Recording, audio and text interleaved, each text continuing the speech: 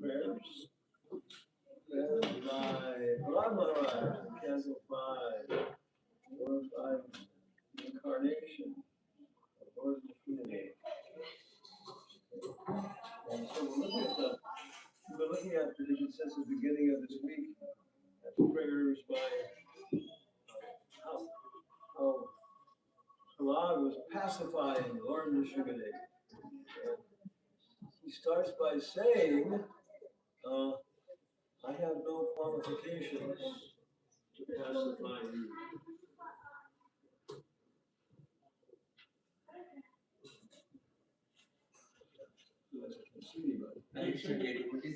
Please turn off your mobile phone to the vibration mode, please. No ringtones.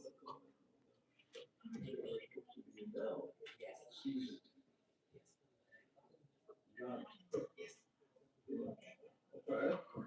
So Prahlad says, I don't have any qualifications. And I've got a lot of disqualifications because I'm born in a family of asuras, daityas, giants, all this kind of stuff. Yeah, monsters. Hello. But somehow or other, you are very kind, and people try to engage in your devotional service, then you get in favor. And then they can begin to talk about your glories. Your glories. You are very big, you are very beautiful, you are very small, you are very strong. Yeah. Well, you are very rich, right? Yeah. When she has platinum plus capital one credit card. Yeah. So you have all these 6 opulences. Yeah.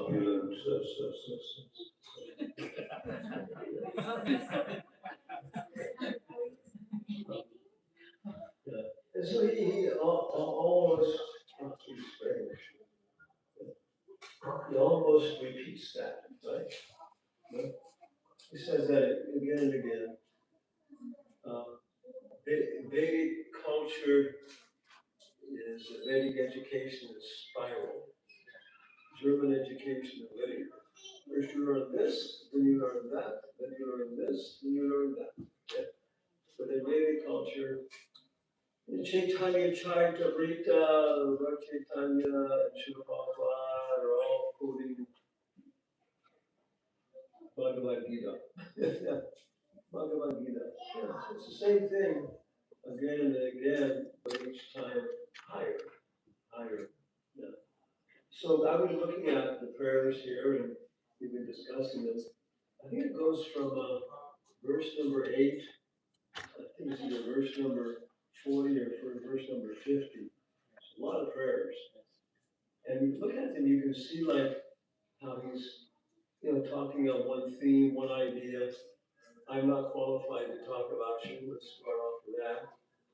But because I'm engaged in a little bit of devotional service by the association of your devotees, you're very kind to people who do that, so I can talk about you. So what does he talk about? What does he talk about? I'm going to talk about you. Welfare of others. Huh? Welfare of others and. No, he talks about Lord Nrsimhadeva. Yeah. He talks about how he is the creator of this world. Yeah. So, if the governor of Virginia is going to create a prison. Yeah. So how does he create the prison? Does he take his tie off and put his jacket on the chair and go down and get a shovel? Hire some people to build up. Yeah, or else he appoints some people and gives them a salary. So that's, Mahavishnu. Mahavishnu only relates with the material world, which is a very small part of the spiritual world. It's very small, but it's a part of this. Everything's in the spiritual world. Everything's in the power. And so forth. So one fall apart, and somehow or other some idiots, end up there. It's like us. And we shouldn't be here really. Okay, we are. Wanted to try out imitating mommy and daddy. Okay. So here we are. And so then he has somebody who's a minister of prisons. Somebody else is minister of recreation, minister of education, minister, Yeah. Yeah. We had a party. All the government officials are there. And people are talking to each other. I'm the minister of health, I'm the minister of education. In the corner is one guy with his head shaved bald and a very thick neck. Nobody's talking to you, to him. And you go over and you say, well, hello, what's your job? He says, I'm the state executioner. Say, oh, hello, see you later. Yeah. So that's Mahavishnu. The Mahavishnu expands himself as Vishnu. And they enter into the universe. Pradhan. Pradhan is always there, it's eternal, it's with Vishnu, but it's just not manifest. And when they enter into it, then the Pradhan, Paramatma, hello, how are you? It becomes Prakriti. Pradhan becomes Prakriti. And if you look externally, we can see the Paramatma as It's the opposite side. Time. And all over the world, people have some conception of time. They talk about it. It's a lot of variety. We're the United States, and of course, all the countries that are following the United States are predominated by Northern German consciousness. What's it called? E.T. Hall. Other people too. For Germans, there are how many colors? Two. What are they? White. Black and white. And sometimes, when the Americans have, great, look at all the cars and I think yellow. It's amazing. Hey, wow. Once you start to understand things, you understand why things are happening. Where are the green cars? Where are the orange cars? Where are the yellow cars? Why is it that India has more white cars than black cars? Predominates more in India, the white cars predominate. There are reasons behind things you understand at levels. So Prahlad then, talks about how, this is how your glories, you create this whole thing from your energy. Yeah. As Rabindra Sru gives the example that some man from the Amazon jungle comes out and starts seeing the modern world, and he sees two people playing tennis, right? Going back and forth, and he watches it for some time. He says, come here. Come here. Come here. And he come over and he says, if you take the net down, it'll be easier.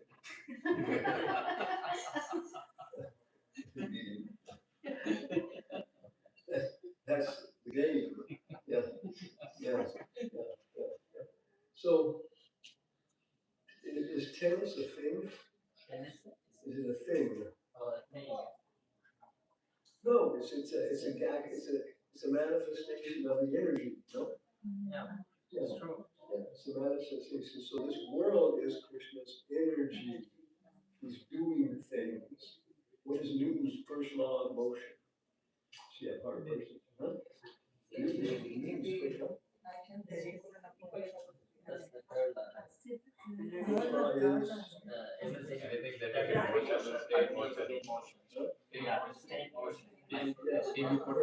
Any body in motion, unless it is contacted by another body, continuing with the same inertia. Yeah. Do we agree with that? Not really. Our point is that everything is being pushed at every moment by Krishna. When he stops dreaming, this whole thing stops. So Prahlad's talking about that and giving details and a number of elements and these kind of things. But he's also talking about the glories of the Lord. For example, when I was learning how to drive an automobile, there was no power steering. no automatic transmission. You know that? Yeah, yeah. And so they told us when you're holding the steering wheel, the roads weren't always that good. You know, when you're holding the steering wheel, don't hold it too tight because if you hit a bump and it twist the wheels, it can break your wrists. Yeah. Because it's just going right back like that. So, yeah, yeah, yeah. But that's, he's saying, but that's not you. You know, you're not influenced by the material world, right? Even though you're creating it and you're connected to it, you're not influenced by it. It has a supreme power steering, Maharaj, right? Absolute power steering. It's a very fun little point. Because different people, you start seeing different groups, they say different things, they have different ideas. And, you know, Hiranyakasipu presented this whole philosophy of what is reality. And that Vishnu is like a child who can be bribed with cookies. So the demigods are praising Vishnu, and therefore he's like, you know, likes to hear it. Yeah. Yeah. Yeah. And by sufficient pious activities, you can become more than Vishnu. Yeah. Yeah. So many different ideas. Well, maybe we're right, maybe we're wrong. Yeah. It's like saying, you have to investigate.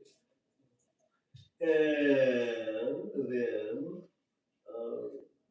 he's describing the investigation.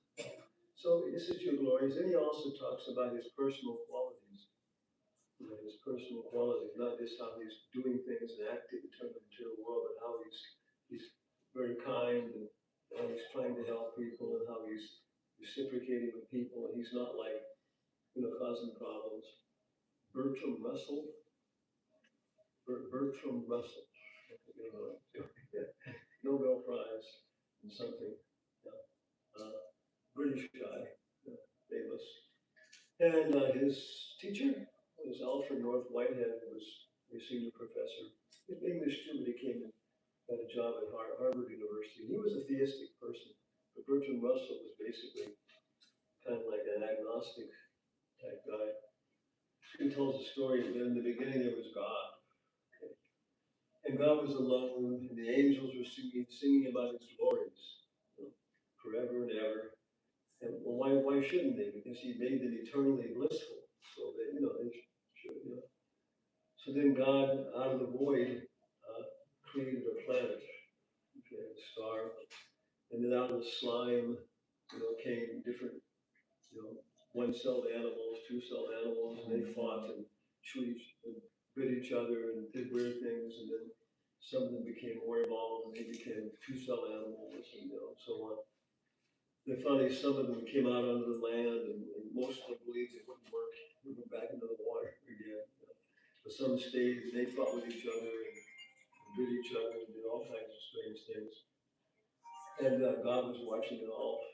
Then finally, human beings came along, and then they were, you know, worshiping God and bowing down to Him and sacrificing their firstborn children to Him. And they were suffering from heat and cold and all these things and wars, but still they bowed to God and served, worshipped Him. And then they developed more and more powerful weapons and more things. They still bowed down to God and praised Him, but they suffered all these things. Then God created a second planet, and it came out of the void and hit the first planet and destroyed everybody. And God turned to the angels and said, "That was fun. Let's do it again." So this is birth from idea of God. Yeah. But Prahlad's saying, "Hey, you know, it's not like that. You're very kind. People, all the problems in the world, so-called problems, are created because people, you know, want to have their own lives and their own activities, and their own experiences. And it's impossible to have any happiness in this world because all happiness means, you know, relationship to you, because you're kind to everything else. You know, all good qualities are coming from you. So therefore, to experience any happiness in the world, you have to experience distress. Socrates, his last dialogue, says the same thing. It's like a two-headed God. As soon as happiness shows up, you know, yeah. You're only happy for cool things, you know, when you're hot. Where's the background? Well, yeah, it's subtle. You're not conscious of it. You carry it for lifetimes. What's the word? Rick and Judy, she got an issue. Richard he was an actor and stuff. He was in California, and yeah, very creative person. But anyway, she decided she needed one more child. So feeling like you already had two sons, I think. We said one more, okay, it's coming. So then she had Alexis, little daughter, and she said from the time she could just really see as a baby in the crib, if anybody came with a beard, she would freak out. So she would tell the relatives and stuff, probably, no, I don't go there. And it was, terror. And then she said when she was big enough to walk and stuff, they would go to the store together, and she'd hold her hand. And she didn't start screaming and yelling when she saw people with beards, because she could feel she was holding on to her hand tighter. Yeah. And so I was using her like I'm using her now as an example. I told her I'm using her as an example of karma and all this stuff. And she may be maybe 25 years old. And she said, yeah, still even 25 years old, I would never date a guy. Like, what is it? I don't know. It's like, yeah. So we have this background, which psychology, Carl Jung, Sigmund Freud, before they didn't really know so much, but yeah, so much investigation. Yeah, there are vasanas in Sanskrit, different experiences that we have, which are part of our personality, which make us attracted to certain things, repulsed by certain things, allow us to accept a certain body or reject other bodies that are offered to us. Yeah. So it's all the way from subtle to gross. So Prahlad glorifying the Lord as very kind. I can talk about you. I can glorify your creation of this world. I glorify your personality, which is full of mercy, everything else. And he kind of goes through again. We're discussing again and again from different angles. And again, I don't know how many years. 42. 50. Right? By 50, he concludes saying that Yeah. not number 8 is the beginning. He starts at 42. But after that, the Lord Nrsimhadeva thanks him. Yeah. And he has more prayers too. So very, very extensive. A lot of the whole seventh canto, most of the seventh canto is stuff in this particular activity and stuff. So it's very important in our own lives and how we're facing situations. So if we go here, I think I have two verses that the acharyas quote a lot. And I go into Vedic. Yeah? Vedic.io. Okay.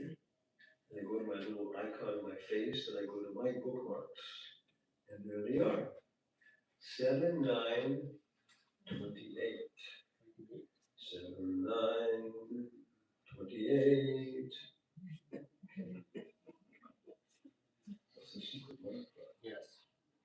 Please repeat. Evam Janam Nipatitam. Evam Janam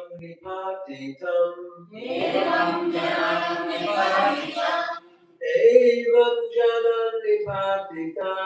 Evam Janam Nipatitam. Prabhavahi Kupe. Prabhavahi Kupe.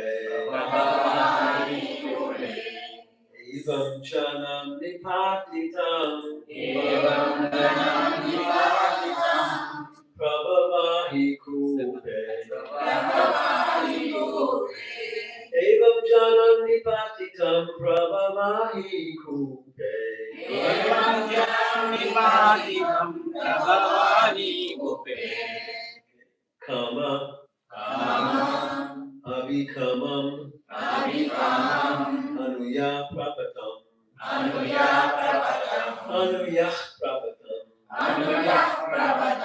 Prasangat Kamabhikamam Anuya Kamabhikamam Anuya Prapatam Prasangat Prapadam prasangat. Prapadam prasangat. Prapadam prasangat. This is the point of the flower, Pushpada.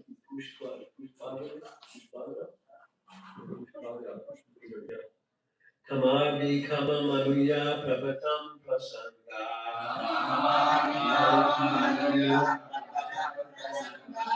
Evam janani patitam prabhavaha kupe.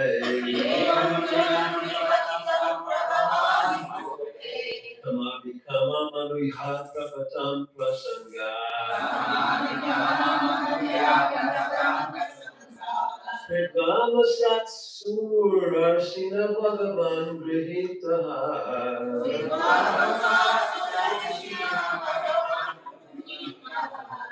Soham katandu vishrajay tava britya sevam.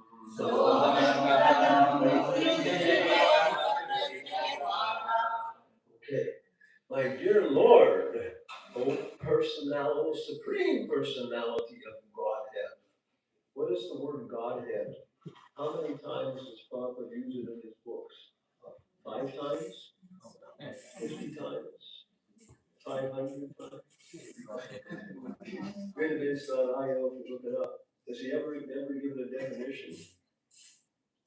In the Krishna book, he says, those who know what we mean by the word Godhead will understand. Anybody ever bothered to go to the library and look it up? I did. That's why I'm up here. Huh? Yeah, it's just Godhead, okay. It comes from the English word Godhood, womanhood, manhood, childhood. So it's childhood. It's a kind of quality concept, womanhood. Okay, it's a collection of qualities. So the supreme personality of Godhood, because all these people participate. Yeah. And usually in Christian theology, it refers to 3 people: the Father, the Son, and the Holy Ghost. The 3, one song: the Father, the Son, and the Holy Ghost. Those 3 men I love the most. which in our culture relates to God is. Who's the supreme personality of God? Krishna,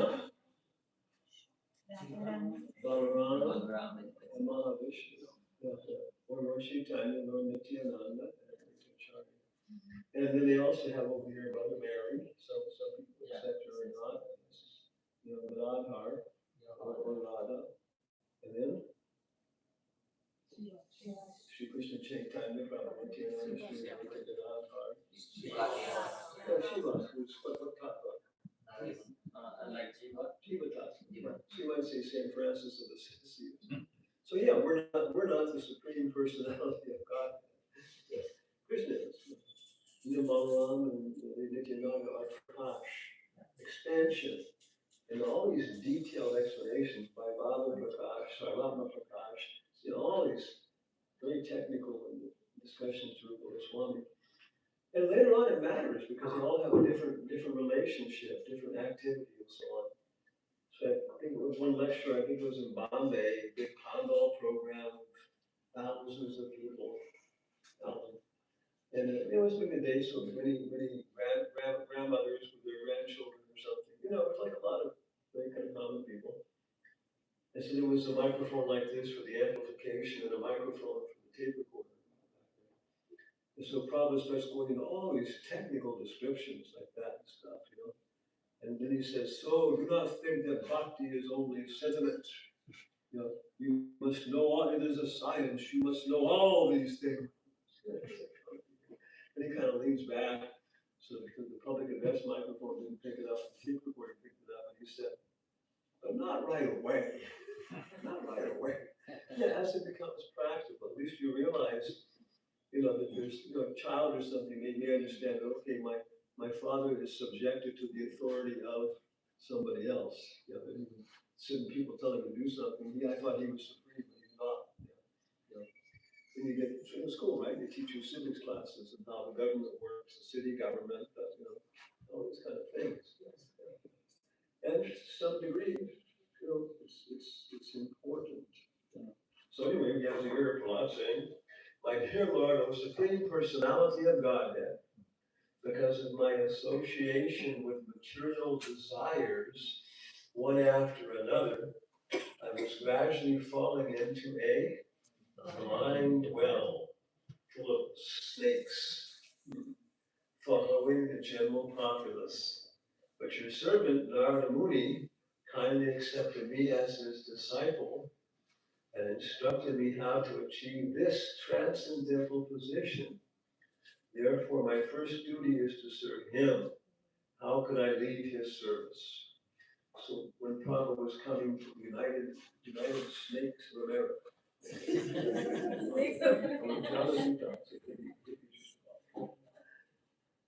didn't know what was going to happen. He thought there would be no grains to eat, so he brought along a bag of breakfast cereal. So many things. He didn't exactly know, but he was going to do it. So he wrote one song. Krishna Tava Punya Vevai, Krishna Tava Punya Vevai, Punya Korite Javi Ramana Krishna It's really beautiful. Singing it is so incredible. And describing it so nice, his whole mission, everything else, and the potency of Bhakti Siddhanta. And then he quotes this verse, right in there. It's very, very, very central to our whole conception, whole philosophy, that I'm serving my spiritual master. I was falling into this process. And the purport, somebody wants to read. Sure. Purport. As will be seen in later verses, even though Prahlad Maharaj was directly offered all the benedictions he might have desired, he refused to accept such offerings from the Supreme Personality of Godhead. On the contrary, he asked the Lord to engage him in the service of his servant Narada Muni. This is the symptom of a pure devotee. One should serve the spiritual master first. It is not that one should bypass the spiritual master and desire to serve the Supreme Lord. This is not the principle for a Vaishnava. Nrsimhadas Thakur says, Kante Racharana Sevi Bhakta Sane Vasa Janame Janame Hayamye Abhilasha. Does anybody know which song this comes from? Which song is it? Yeah. What's the first line of the song? Yeah. So we sing the first part. Shri Gupsi Sanatan Bhakta Ravanashi Jiva Gopala Bhattadasa Vadadas. H.I. Goshai Yar Goitai Das. Yeah. I forget the first part. But it's a very stop.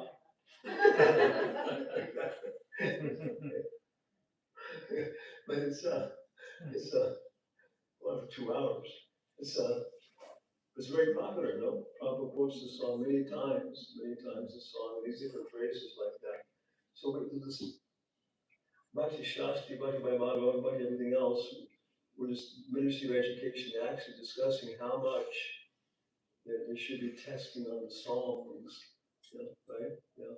So how many people here know the Gurvastika by memory? How many people know word by memory? Yeah. Songs are, okay. So how many years have you been initiated devotee? About a year. Huh? About a year. That means you've been singing the Gurvastika at least 365 times. Yeah? Should be every morning, something like that. So somebody else, maybe 5 years, that means you've over 15,000 times, and still people don't know the word by word meaning. So what do you mean? Samsara lava baba.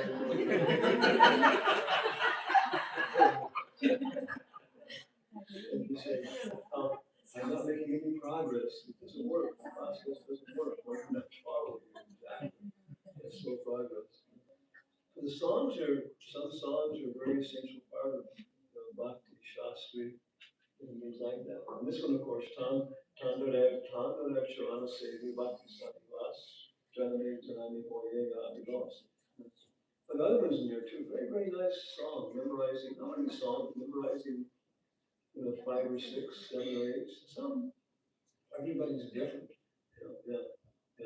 Dog needs to know, was it what you tell you was throwing coconut off at one dog, right? What was he saying? The dog was saying,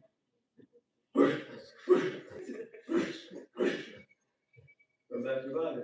So, yeah, and that's okay, come up. So this is almost what this verse is saying, that even if you're a dog, if you get the mercy of Narada Muni, yeah, then you can advance in devotional service, and so you should never give it up. Okay, go on. One should not be anxious to offer direct service to the Lord. Sri Chaitanya Mahaprabhu advised that one become a servant of the servant of the servant of the Lord. Gopi Yavattu Padakamalayur Dasadasana. This is the process for approaching the Supreme Lord. The first service should be rendered to the spiritual master so that by his mercy one can approach the Supreme Personality of Godhead to render service. While teaching Rupa Goswami, Sri Chaitanya Mahaprabhu said, Guru Krishna Prasadevaya Bhakti Lata teaches. One can achieve the seed of devotional service by the mercy of the Guru, the spiritual master, and then by the mercy of Krishna. This is the secret of success. First, one should try to please the spiritual master, and then one should attempt to please the Supreme Personality of Godhead. Vishwanath Chakravarti Thakura also says, Yasya Prasadat Bhagavad Prasada. One should not attempt to please the Supreme Personality of Godhead by concoction. One must first be prepared to serve the spiritual master, and when one is qualified, he is automatically offered the platform of direct service to the Lord. Therefore, Prahlad Maharaj proposed that he engage in the service of Narada Muni. He never proposed that he engage directly in the service of the Lord. This is the right conclusion. Therefore, he says, Soham Katamnu Vishrujye Tavabhrutya Sevam. How can I give up the service of my spiritual master who has favored me in such a way that I am now able to see you face to face? Prahlad Maharaj prayed to the Lord that he might continue to engage in the service of his spiritual master, Narada Muni. Yes. So very important point. There's a famous story that Hari Sori was traveling with Prabhupada so much. And they got to one room, and it was a little smaller. Prabhupada said, it's amazing, wherever I travel, in all my rooms, they smell like fresh paint. Yeah. Everybody's last minute. Yeah. So anyway, it was Australia. They had a room for Prabhupada. He went there, and then Hari Sori was starting to put out, Prabhupada's paraphernalia for recording and all these kind of things, the way, Prabhupada always had it and stuff. But it was a little bit crowded. And so normally the picture of Bhakti Siddhanta Saraswati Prabhupada had on his table in a certain place, certain situation. And he didn't know exactly where to put it, so he said Prabhupada could understand. And he said, oh, you should put the picture of Srila Prabhupada over here. And Hari Sori was a little confused, like, Srila Prabhupada? And then Srila Prabhupada kind of laughed, and he said, you have your Srila Prabhupada, I have my Srila Prabhupada. So there's a realization, that, because it's a big point. One lecture, Srila Prabhupada says one should only accept Uttama Adhikari as guru. Okay? And a little bit later in the same lecture, he says, I have never claimed to be Uttama Adhikari. Yeah, okay. And he finishes off and he says, if you just engage in devotional service, all these things will be very clear. Because it's a big topic. Is Jesus Christ Jehovah? Not technically, no. Yeah. I mean, yeah, it's a big argument in Christianity. They divide. I mean, I don't know how many people are following Christianity. It's the biggest religion in the world, and it gives them a certain view of what is reality. You know? Was Lakshman a person who had acquired pious credits because of his previous activities? Was he like Sugriva or something like that? No. Are you sure? Yes. Who were Minda and Vidya? Who were Minda and Vidya? Minda and Dvivida? Yeah. Yeah, they are the. They lived all the way through until Krishna Lila. They were giraffes, donkeys. No, they are the gorilla. Vanaras, yeah. And the generals of Yeah, they were generals. And their idea was, Lakshman's kind of like us, we can get that same position. So then in Krishna Lila, we did a thought with Lakshman. Then he realized, Guru and Krishna are separate. So they're almost the same. Does Balaram dance with gopis? Not maybe as an Asana, but as a teacher, Yes. Bhakti Siddhanta's commentary in Chaitanya Bhagavat that Balaram never dances with the gopis in the mood of an enjoyer. He always dances in the mood of a teacher. This is what it's like to dance with Krishna. You should do like this, you should act like this, you should watch this. And he enjoys that. Probably say even more than Krishna, actually with dancing with the gopis and so on. So same way, the spiritual master. Freya Rishi told me one time in Iran, Prabhupada was there, and he said, "Oh, Prabhupada, Krishna is so far away, I just want to love you." So Prabhupada came a little upset, and he said, "That's Mayavad philosophy. Only if we see the spiritual master as representative of Krishna, right? And that's the true understanding. But who's Guru? Who's the spiritual master? is the mediator to connection to Krishna. Huh?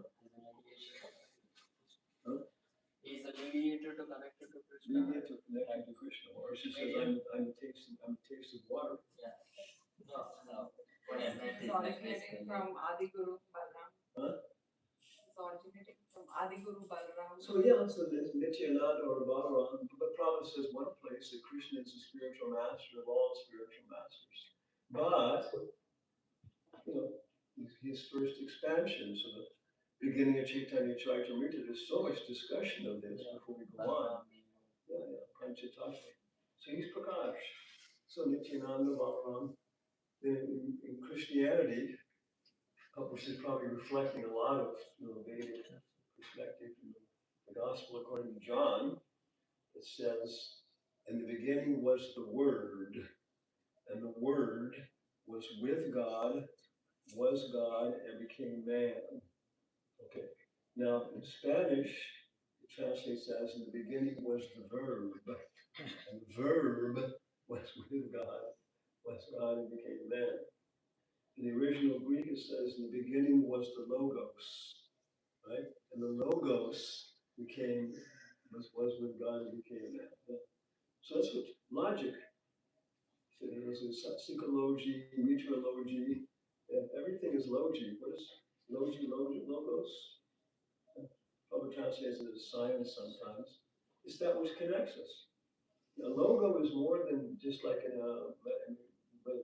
example or something. You get a logo for a company, the way it's designed and everything else is supposed to catch something very intense. It's a metaphor, an analogy, like that, a symbol. But the word logos, so we think when we use what is Krishna consciousness logical? It's beyond that. Yeah, because the logic we're using again is that which comes from Euclid. Euclid's principles of what is a point, what is a line, and that goes through all the rest. Okay, that's logical. Okay, let's have a logical understanding of Microsoft. Okay, okay, now we understand. So guru, it's not a small topic. It's unlimited. Yeah. Is there a guru in Goloka?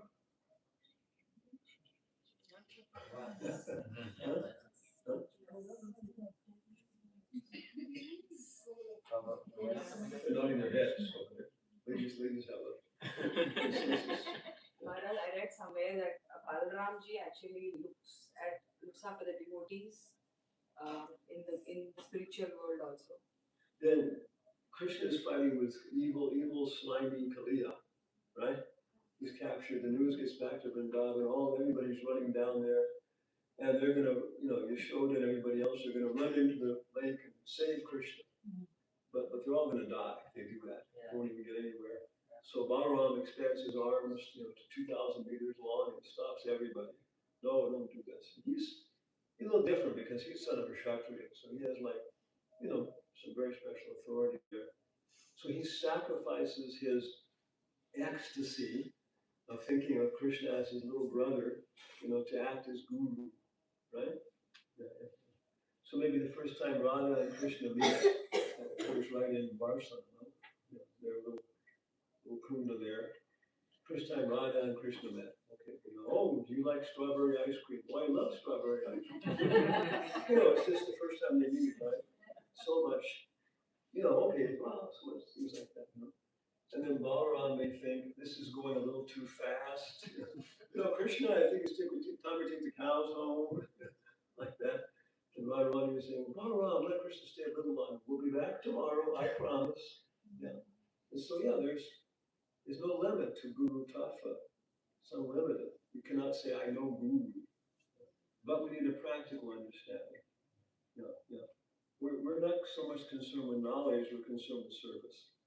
So knowledge has to be, so service is in the foreground. How much does Radharani know? She knows as much as she needs to know. Yeah, it's like that. Yeah. To fall for her service. So knowledge is a servant of bhakti, jnana, this kind of stuff. Yeah. Whereas science, permitting them knowledge is everything. You should know, become proud. So it's the whole thing that the spiritual master, and Prabhupada doesn't define it here so much. In different places, nectar devotion is the definition.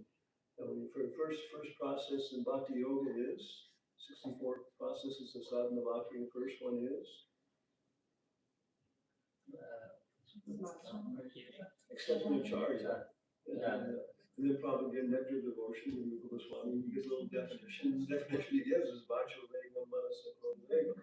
Yeah, very fundamental. So very practical.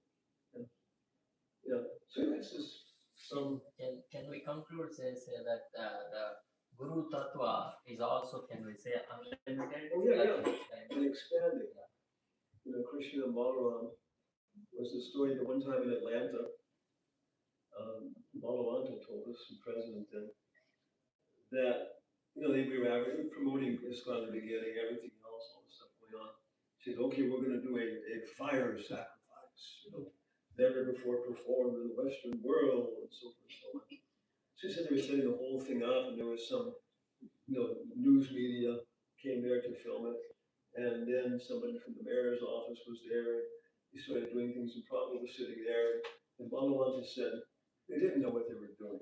They started doing this and that. At some point, they were going to put the coconut in the fire, which made everybody blowing brains to pieces or something. It was getting more and more, and Prabhupada was like getting more and more disturbed. And why are you doing that? Who taught you to do that? What's going on? This and that. Oh, this is so terrible. It's on television. The mayor's office is there. So then finally he said, right in the middle of this, there was one Bhakta, Bhakta Leroy. They had been coming for some time, so they thought, let's give him a chance to fan Prabhupada. So right in the middle of it, he said, Bhakta Leroy said, oh, Prabhupada, just chant Hare Krishna.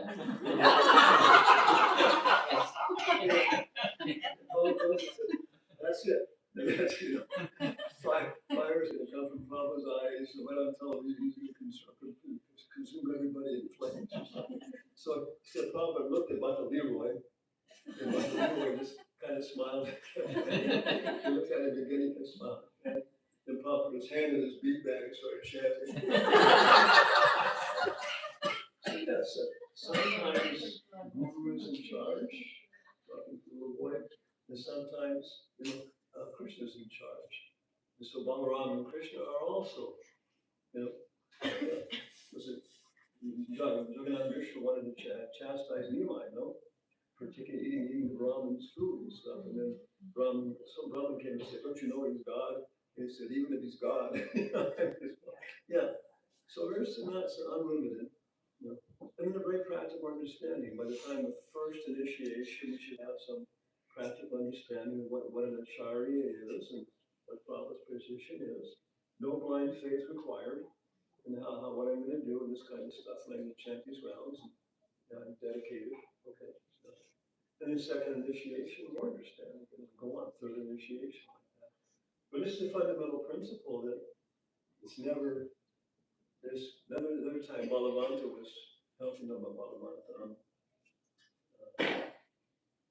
Brahmananda, not Brahmananda, I'm getting confused. Anyway, when the prophet Cedar would be able to be.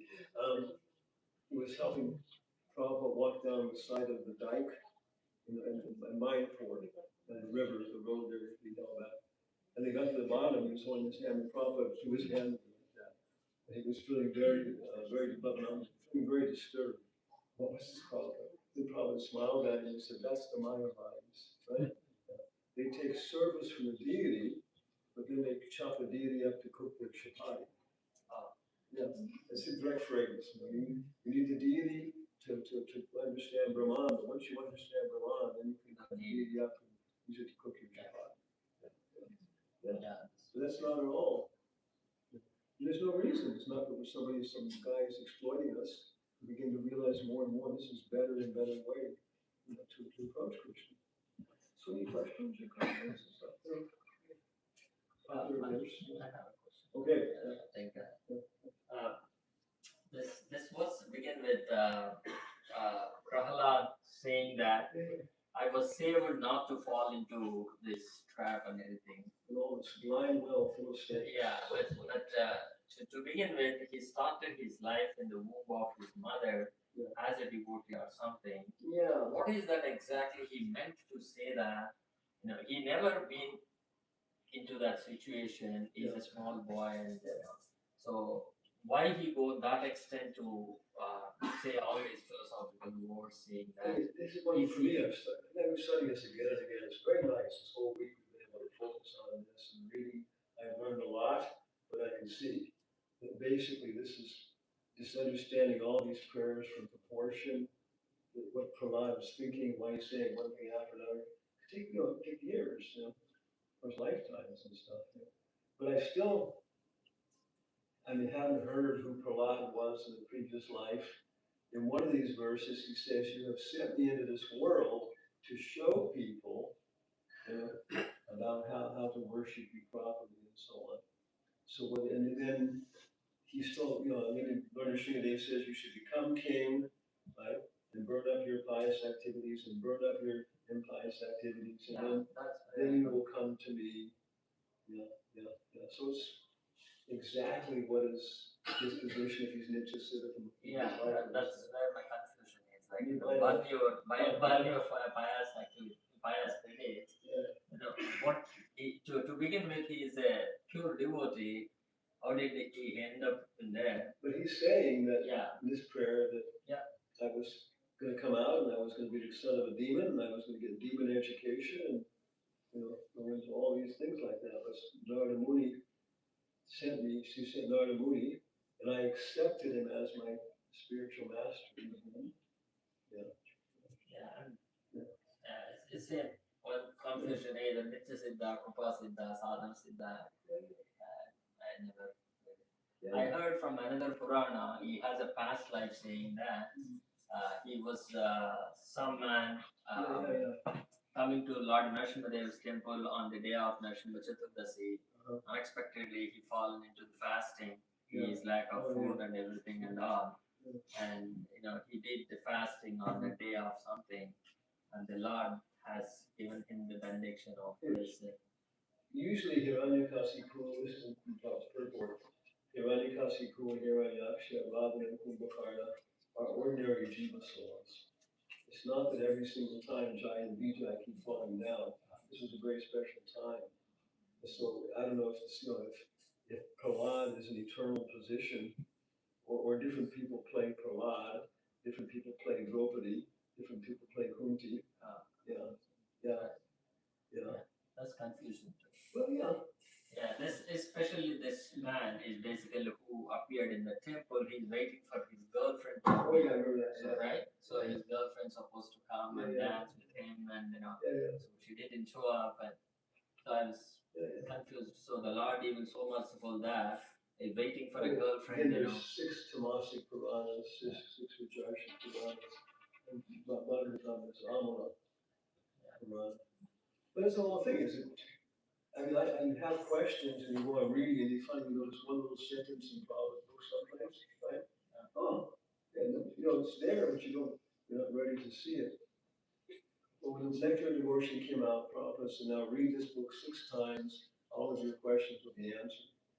Not that you say, what is this? What is this? What is this? He says, read on. So he's expecting that not just German education, read it one time, you sell the textbook to somebody else, but you're supposed to go through it again and again. That's just the way it works. You understand something new when you come back again. I mean, how many, as you're reading Bhagavad Gita as it is, maybe for the 13th time or something, how many times do you start recognizing where Prabhupada is paraphrasing something, which later on, that's, it's just, and you begin to realize how profound the purports are. He's giving us so much. It's not just Prabhupada. Maybe Prahlad Maharaj should rule and pave way for Bali Maharaj to come. Yeah, he also became the grandfather of Bali Maharaj. Yeah. So he has to stay there. Do more Leela. Yeah.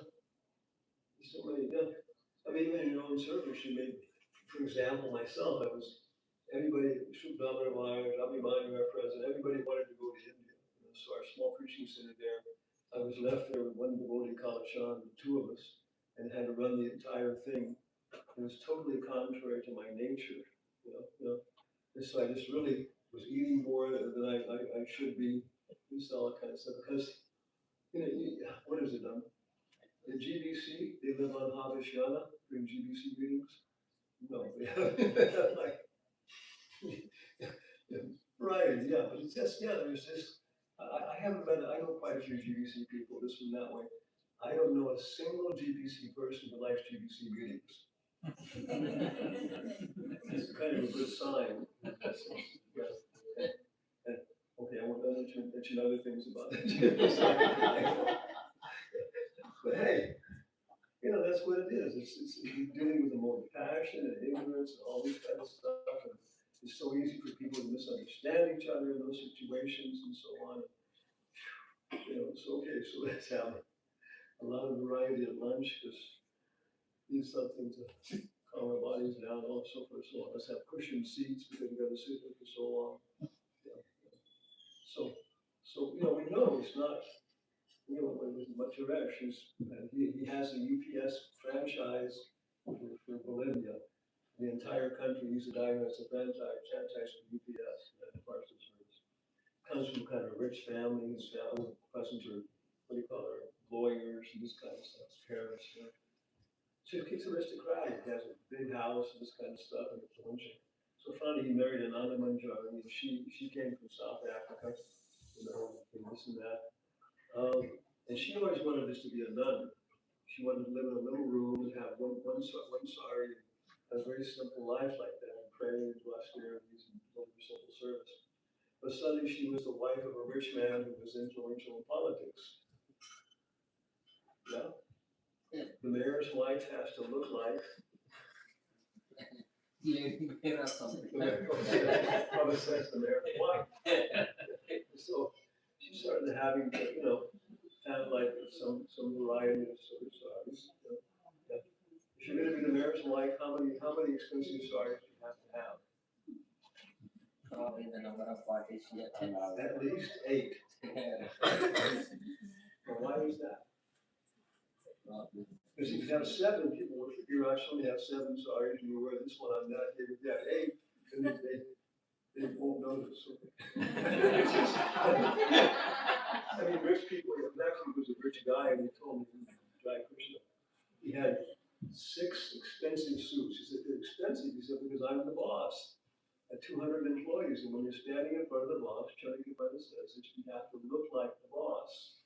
The people that okay, he's the boss. You know what he says. Ordinary people, they need some help. So anyway, this is we should do one more verse. Yeah, you said the two more for the second verse. Okay, we'll do one more verse tonight. We're not averse to doing more verses. What was the other one? I go back here then to my little man picture on midways.io. Bookmarks. 7943. No. The second verse. 7943. Okay. Naivo Dvije Paraduraya Vaitaranya.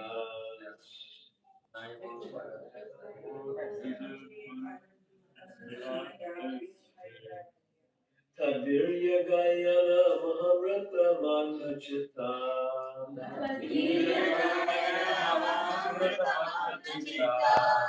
Sochetato Vimukha Chetasa Indriyartha.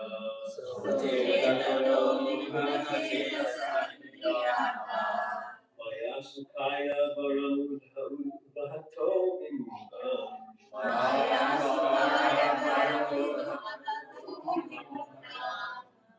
Oh, best of the great personalities, I am not at all afraid of material existence.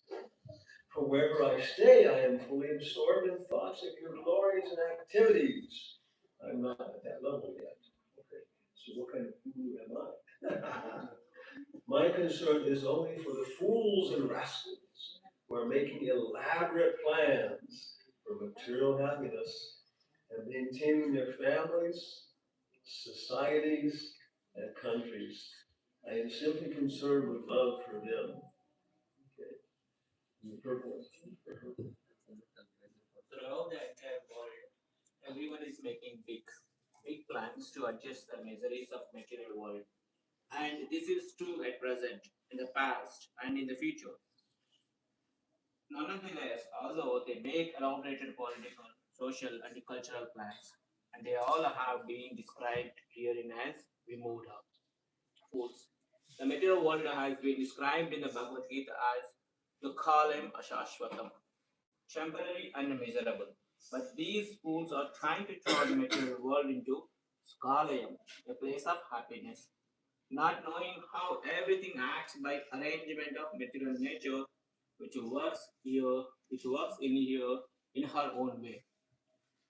Prakriti kriyamanani gunai karma sarvasa ahankara vimulatma kartam iti manjate. The bewildered spirit soul, under the influence of the three modes of material nature, thinks himself to be a doer of activities that are actually carried out by nature. This is a plan for material nature, personally known as Durga, to punish the demons. Although Tacitus, the goalless demons, struggle for existence, they are directly attacked by the goddess Durga, who is well equipped with the 10 hands with the different types of weapons to punish them. She is carried by her lion carrier on the modes of passion and ignorance. Everyone struggles very hard to fight through the modes of passion and ignorance and conquer the material nature. But in the end, everyone is vanquished by nature's law. There is a river known as Vaitharani between the material and spiritual world, and one must cross the river to reach the other side or the spiritual world. This is an extremely difficult task, as Lord says in Bhagavad Gita 7.14, Daivi Esa Gunamai Mamamai Duratyaya. This divine energy is mine, consisting of the three modes of material nature, is difficult to overcome. The same word,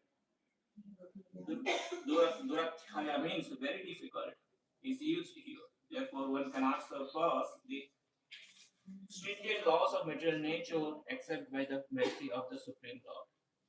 Nevertheless, although all materialistic or perfect, baffled in their plans, they try to gain again and again to become happy in this material world. Therefore, they have been described as Vimuda, first class fools. As Prahlad Maharaj, he was not all unhappy. Although he was in the material world, he was full of Krishna consciousness. Those who are Krishna consciousness, trying to serve the Lord, are not unhappy. Whereas one who has no access in Krishna consciousness and is struggling for existing is not only foolish but extremely unhappy also. Prahlada Maharaja was happy and unhappy simultaneously. He felt happiness and transcendental bliss because of his being Krishna consciousness. Yet he felt great unhappiness for the fools and the rascals who make elaborate plans to be happy in this material world. So Iskcon says that only one who cultivates knowledge of spiritual and material activities can become happy. So some people think that means you should engage in some material activities and get gratification, but it means that you should actually understand the negative aspects of the material life. If we only focus on the positive aspects, we'll become spiritual life, will become sahajas. If we only focus on the negative aspects of the material life, we'll become maya bodies. So we are sahaja bodies, or something like that. Yeah, we we hear about the negative aspects of material life. We cultivate that knowledge. We investigate. We talk to people. We see what people are experiencing, and then we understand. We understand very practically what these things. So now later on, I guess maybe tomorrow, day after tomorrow, discuss it. He talks about, I see people going to the forest, engaging in all these kinds of things, but how can I do that and leave these people here? So this is another very, very common verse, that he has Maharloka, there's no distress, but there's suffering when they contemplate the suffering of people down below like that. Yeah. It's a very important aspect of our Krishna consciousness. Sometimes when we're seeing the negative aspects of the material world, we just don't want to look at it or something. But no, it's a responsibility to actually see what's going on and things like that. And we know it seriously, we understand, boy, all over the world people are suffering so much. One time in one program in South America, maybe like 60 people, 50 people, it was an evening program for some outside educational thing. And I just asked, how many people are unhappy? About half of people raised their hand. I was shocked. And then people looked around and about another 40% raised their hand. Another 10%, I don't know if they didn't understand the question or they were just so but as soon as in society, as soon as you show any kind of unhappiness, everybody just attacks you. How are you? I'm fine. How's the family? They're fine. Yeah. But as soon as there's any blood, everybody, goes after you because that means that you're better than everybody else. I'm better than you. I'm happy. So it's everybody's covered.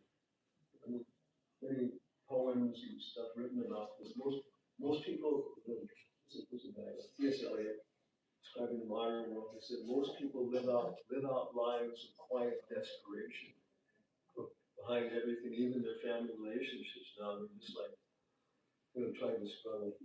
The only time they have to actually think about who they are and try and be themselves is when they're driving their car to work or something like that.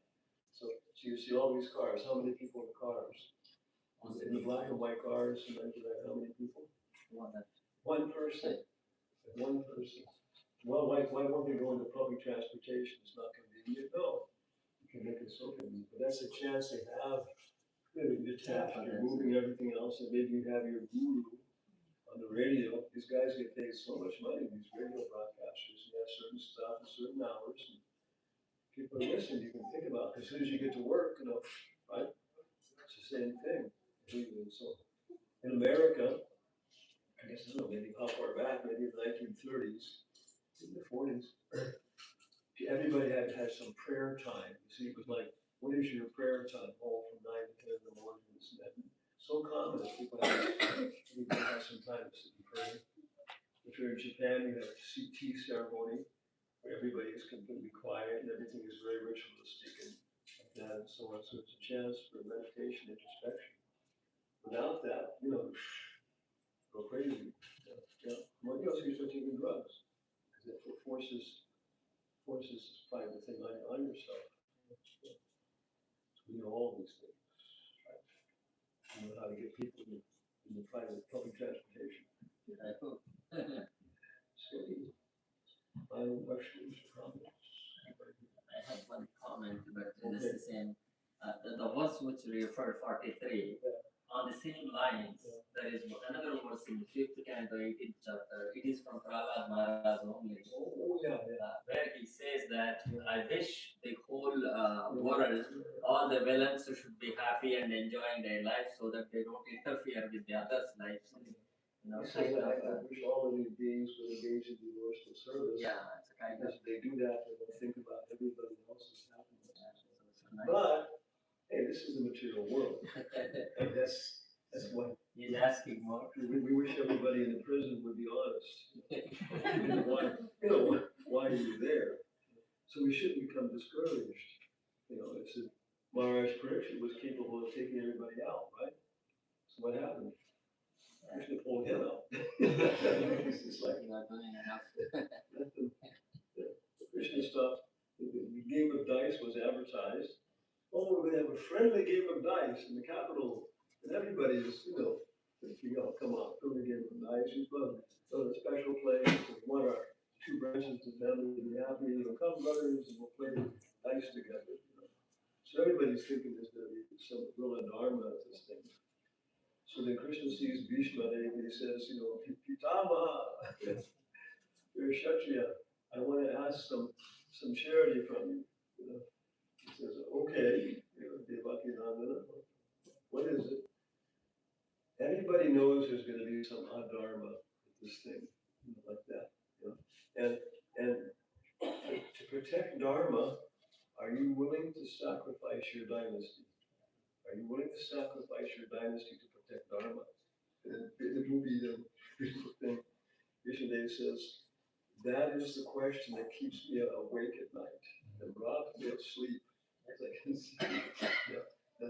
So what is it? Yes, I will do it.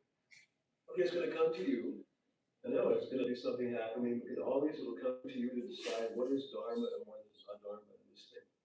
So I want you to promise me, if it comes to you to make a decision, you won't make any decision. You'll let everybody go to their limit. So of course they ask, Dhritarashtra says, okay, desnuding Draupadi in public, whatever Bhishma says, I will accept that. So Bhishma is about to say, of course you morons.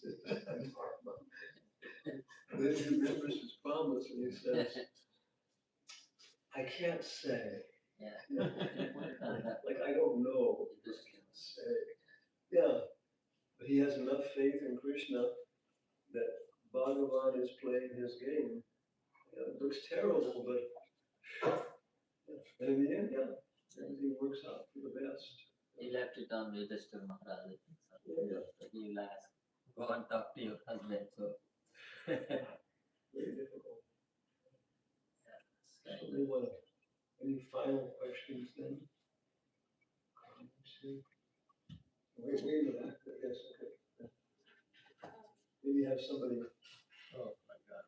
Maharaj, so in the lecture you were mentioning about how Balaram sacrificed his ecstasy of bhava to and expanded himself as well to protect the Brajvasis from entering into the Kaliya. So that was making a point resonate with me from the perspective of whenever there are community services like Janmashtami or the big festivals that are happening, some of the devotees they sacrifice so much so that the other devotees or the newcomers that are coming in can have this sort of ecstasy. But in the process, they get very drained up. Then how do we find the nourishment afterwards to keep us going? The final part, the last part, we sacrifice. Go on, repeat. How You do have the we mic, how right? do we keep those people who are on the front line trying to serve No, because those people who are serving more and losing the bhava Yeah. of their service, how do they rejuvenate themselves so that they can keep going? by taking prasadam.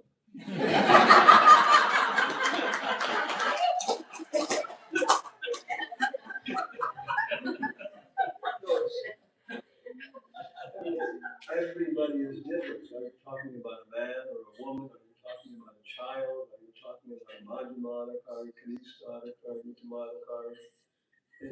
You know, a very advanced devotee like, that's named the Brahman, Mithila Sakshi Gopal, he's doing this whole thing. I'm mentioning Jayananda, he went apparently with like 72 hours without eating or sleeping to make sure the Rath Yatra would happen one time. And he wasn't chanting just all his rounds either.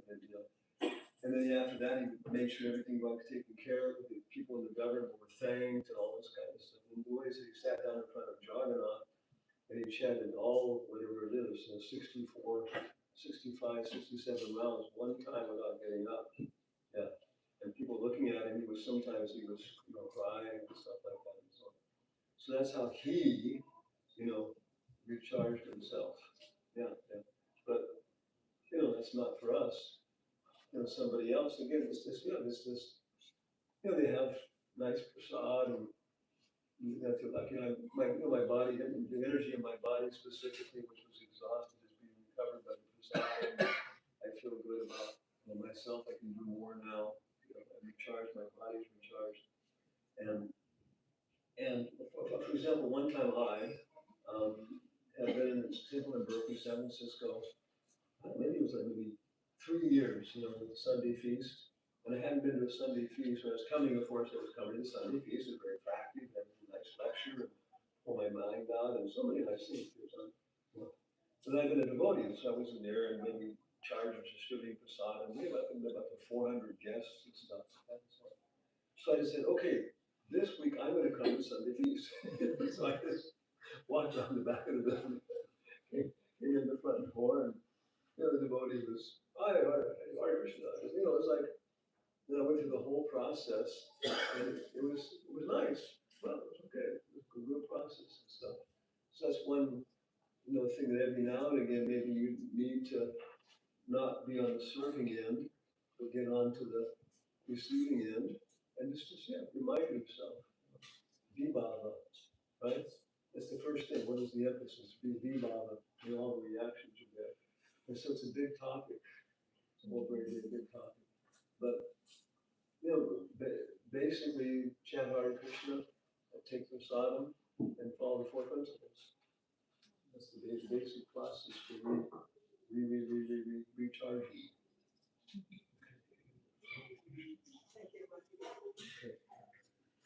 Okay, so maybe we'll do some kirtan here. Those of us who are in the morning.